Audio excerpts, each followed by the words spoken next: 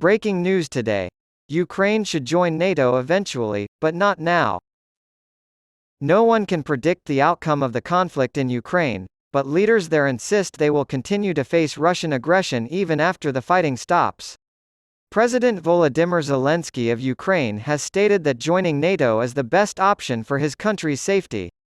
He hopes that at the July summit in Vilnius, Lithuania, the alliance will commit to a timeline for Ukraine's membership.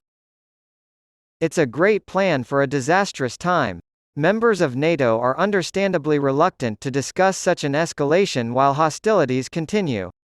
However, Ukraine's eventual membership should still be pursued as a strategic objective. Doing so would protect the country's sovereignty, strengthen Europe's overall stability, and discourage Vladimir Putin from making any further attempts to seize control of his neighbor.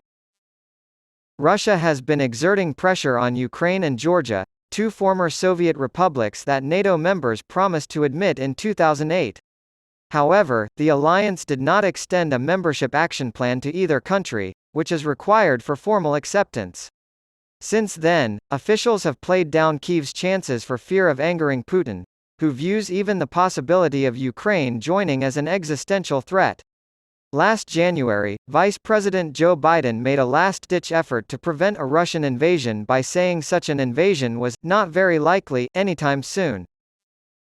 Putin's decision to proceed anyway demonstrates the futility of trying to appease him. NATO's doctrine of mutual defense, which states that an attack on one member is considered an attack on all, is, if anything, demonstrated by this war to be the most effective deterrent against Russian aggression. Russia has been brutal in Ukraine, but has avoided actions that would provoke a NATO response in other countries, such as Poland and the Baltics. After Russia invaded Finland and Sweden, the two countries submitted a joint membership application to NATO, prompting Putin to threaten unspecified consequences if NATO were to proceed. However, after Finland was formally admitted to the alliance last month, the Kremlin only said that it would be watching closely. Moscow would likely feel threatened by Ukraine's membership.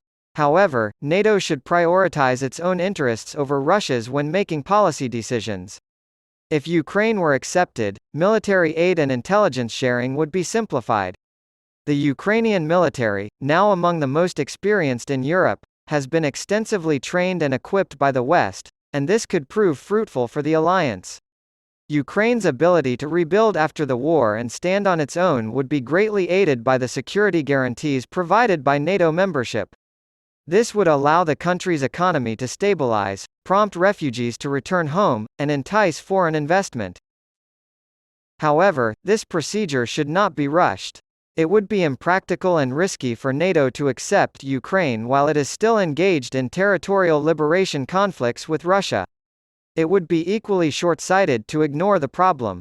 The Vilnius summit is an opportunity for Biden and his counterparts to restate their commitment to admitting Ukraine once the situation stabilizes and the government in Kyiv meets the membership criteria.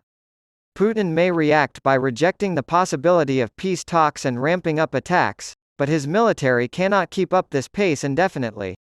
However, as long as Ukraine's status is unclear, Putin could agree to a ceasefire, regroup his forces, and resume his assault at a later time.